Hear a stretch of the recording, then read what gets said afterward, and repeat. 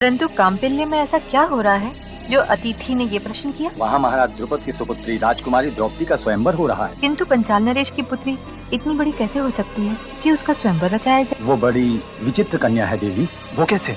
आचार्य द्रोण और महाराज द्रुपद की मित्रता पुरानी थी, गुरुकुल के दिनों की। उन दिनों की मित्रता की भावना से उत्तेजित होकर राज ने आचार्य से कह दिया कि उनके आधे राजपाट पर उनके मित्र द्रोण का अधिकार होगा। द्रोण इसको सच मान बैठे और ये भूल गए कि ब्राह्मण को राजपाट से क्या लेना देना।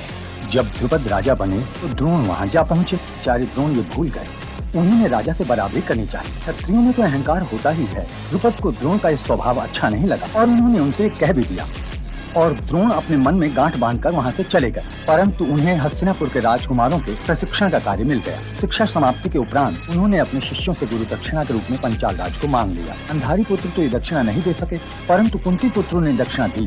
द्रुपद का हृदय प्रतिशोध की अग्नि में जलने लगा। अब उनके पास केवल जीवन का एक ही लक्ष्य था कि आचार्य द्रोण से अपमान के प्रतिशोध का कोई उपाय सूझ जाए।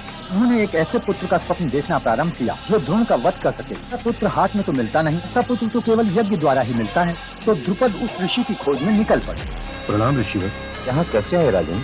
मैं एक पुत्र कामेष्टि यज्ञ करना चाहता हूँ ऋषिवर, ताकि द्रोण का संहार करने वाला पुत्र पा सकूं। यदि तुम्हारे भाग्य में द्रोण संहारक पुत्र है तो वह पुत्र तुम्हें अवश्य प्राप्त होगा।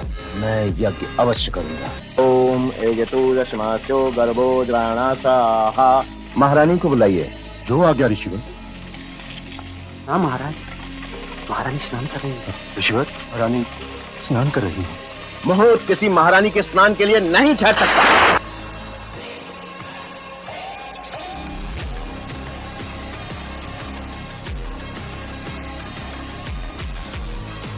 धृष्टद्युम्न और द्रौपदी का जन्म हुआ।